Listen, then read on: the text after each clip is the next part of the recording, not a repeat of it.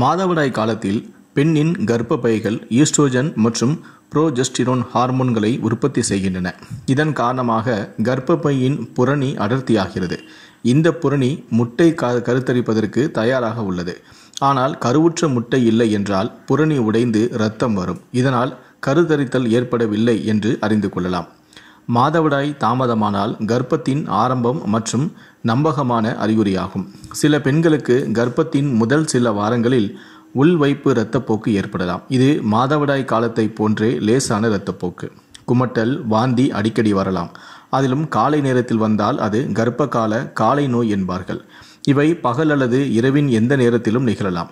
அந்த அறிகுறிகள் கர்ப்பத்தின் 4 முதல் 6 வாரங்களில் தோன்றும். கர்ப்ப காலத்தில் குறிப்பாக முதல் 12 வாரங்களில் சோர்வாக உணர்கிறீர்கள். உடலில் ஏற்படும் ஹார்மோன் மாற்றங்கள் சோர்வு, நோய், மன உளைச்சல் மற்றும் மனச்சோர்வு போன்ற அறிகுறிகளை ஏற்படுத்தும். மார்பகங்கள் பெரிதாகவும் மென்மையாகவும் அல்லது கூச்சமாகவும் இருக்கலாம். இது மாதவிடாய்க்கு முந்தைய அறிகுறிகளை போன்றது.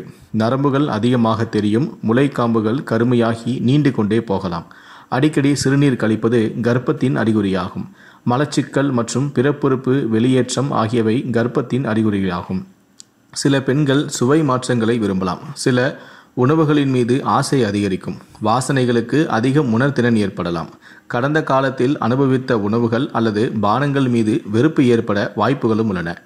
கர்ப்ப சந்தேகம் இருந்தால் வீட்டில் கர்ப்ப பரிசோதனை செய்யலாம். மாதவிடாய் காலத்தில் சோதனை வழிமுறைகளை முறையாக பின்பற்றுவது துல்லியமான முடிவுகளை தரும்.